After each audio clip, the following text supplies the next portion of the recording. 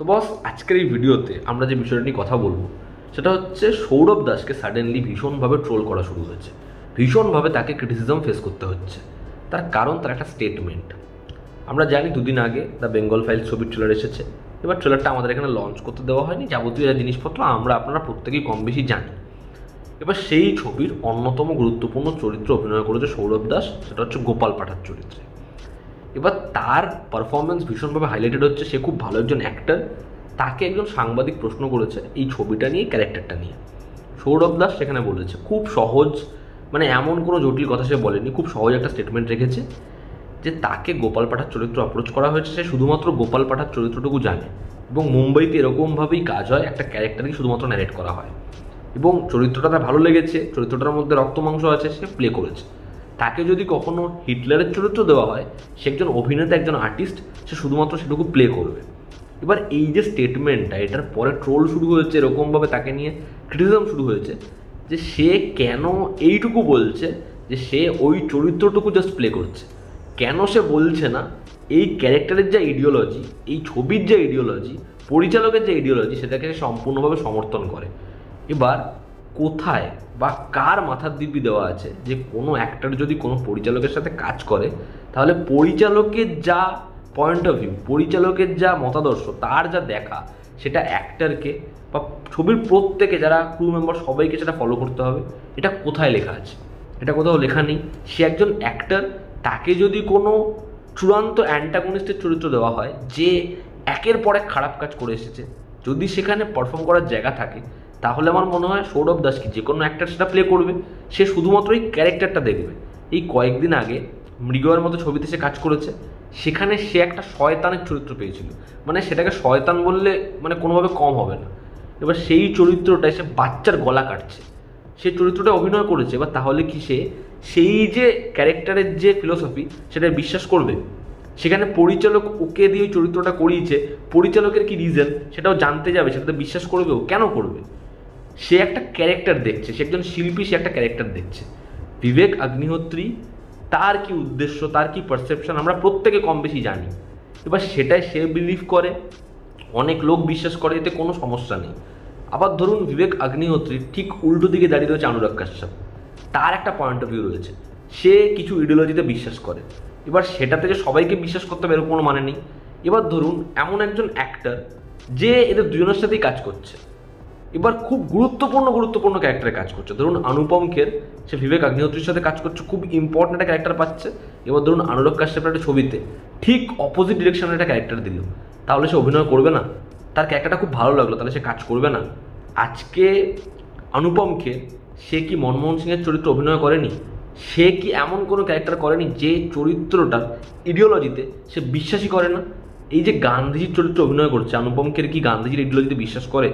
আজকে শাশ্বত চ্যাটার্জি, সে এই যে এখানে এরকম একটা ক্যারেক্টার করছে, সে কি চরিত্রটায় বিশ্বাস করে? উদাহরণের না এরকম শেষ নেই, যেখানে ডিরেক্টর এবং অ্যাক্টর পুরোপুরি ভিন্ন পার্সপেক্টিভ রাখে, তাদের ইডিওলজি একদম আলাদা। এই যে অনুরাগ কাশ্যপ এবং পরেশ রাওয়াল, তারা একসাথে কাজ করেন। ছেড়ে দিন এই যে বিনীত কুমার, সে তো অনুরাগ কাশ্যপের খুব ফেভারিট। এবার বিনীত কুমার কার সাথে কাজ করছে? লক্ষ্মণ উটেকর, যাকে মানে সে খুব বিশ্বাস করে, যার প্রশংসায় সে পঞ্চমুখ। এবার এই লক্ষ্মণ উটেকরের যে বিলিভস, সেটা অনুরাগ কাশ্যপের থেকে পুরোপুরি আলাদা। লক্ষ্মণ উটেকর অনুরাগ কাশ্যপকে ডিরেক্ট ক্রিটিসাইজ করছে। তাহলে এই যে অ্যাক্টর, সেই দুজনের সাথে কাজ করবে না? সে তো একজন আর্টিস্ট, তার এই ক্যারেক্টারটা ভালো লাগছে, তার মনে হচ্ছে এখানে আমি জান ঢেলে দিতে পারবো। সেই চরিত্রর কি বিলিভস, সেই চরিত্র কোথা থেকে উঠে আসছে, সেগুলো একজন শিল্পী কেন দেখবে?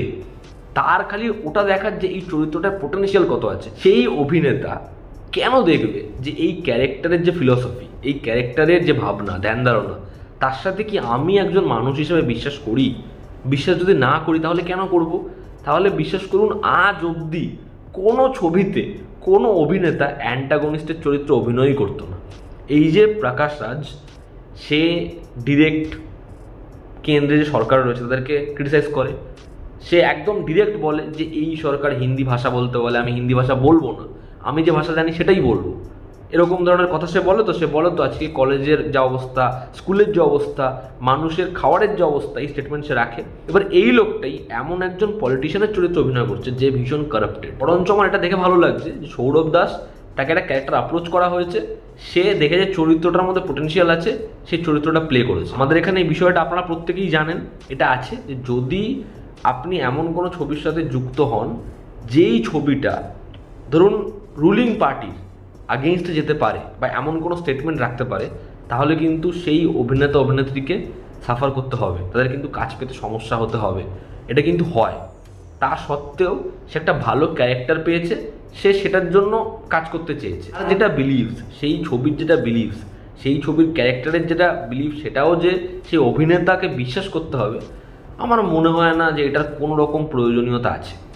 সে একদম অন্য একটা পারসেপশন রাখতে পারে, সে শুধুমাত্র অভিনয় করছে, সে সেই চরিত্রটাকে ফুটিয়ে তোলার জন্য নিজের 200% দিচ্ছে। সে একজন অ্যাক্টার, সে ওটা প্লে করছে, সেটা প্লে করছে। আজকে সৌরভ দাস সেরকম একটা ছবির সাথে যুক্ত হয়েছে বলে একদিক থেকে তাকে আক্রমণ করা হচ্ছে, আবার আরেকদিকে সে স্টেটমেন্টে এই কথাটা বলেছে যে আমি যে কোনো চরিত্র যদি ভালো হয়, হিটলারের চরিত্র হলেও করবো, কিন্তু এই আইডিওলজিতে আমাকে বিশ্বাস করতে হবে এমন কোনো মানে নেই। তার জন্য আরেক দলের তরফ থেকে তাকে আক্রমণ সহ্য করতে হচ্ছে। মানে খুবই অদ্ভুত। ওই যে কথাটা আছে না, যে এটা খেলা, এটা চলতেই থাকবে, এটাই হচ্ছে আসল বিষয়, যেটা চলতেই থাকবে। তো আমার মনে হয় না যে সৌরভ দাস এমন কোনো স্টেটমেন্ট রেখেছে যেটার জন্য তার এই ক্রিটিসিজম ফেস করা উচিত। আসলে মানুষ আজকে যে কোনো বিষয়ের সাথে এই যে নিজের পলিটিক্যাল যে বিলিভস বা নিজের যে ইডিওলজি, সেটাকে চাপিয়ে যাকে তাকে যেভাবে ইচ্ছা ক্রিটিসাইজ করে খুব আনন্দ পায়, খুব শান্তি পায়, এবং সেটা এতটাই সহজলভ্য হয়ে গেছে, ফলে এটা হচ্ছে। এবং আমার মনে হয় যে এন্ড অফ দ্য ডে কিছু কিছু জিনিসপত্রকে না আমাদের সেটার ভালো খারাপ, আমার ভালো লাগা খারাপ লাগা, একটা সিনেমা, একটা খেলা, এরকমভাবেও কিছু জিনিসপত্র আমাদের সহজভাবে দেখা উচিত। সব সময় পলিটিক্যাল যে পয়েন্ট অফ ভিউ, সেটাতেই একটা মানুষকে জাজ করা, খারাপ ভালো নোংরা, এই যে বিষয়বস্তুগুলো, এটার থেকে একটু মাঝে মাঝে আমরা যদি একটু বিশ্রাম নিই তাহলেও ভালো হবে। তো এই ছিল আমার ওপিনিয়ন। আমি জানি অনেকে আমার সাথে অ্যাগ্রি করবেন, অনেকে করবেন না, সেটা সম্পূর্ণ আপনাদের ওপিনিয়ন এবং সেটাকেও আমি রেসপেক্ট করি। আপনারা ভালো থাকবেন, যেন তো আমাদের পাশে আছে। Love you all, stay bye, take care.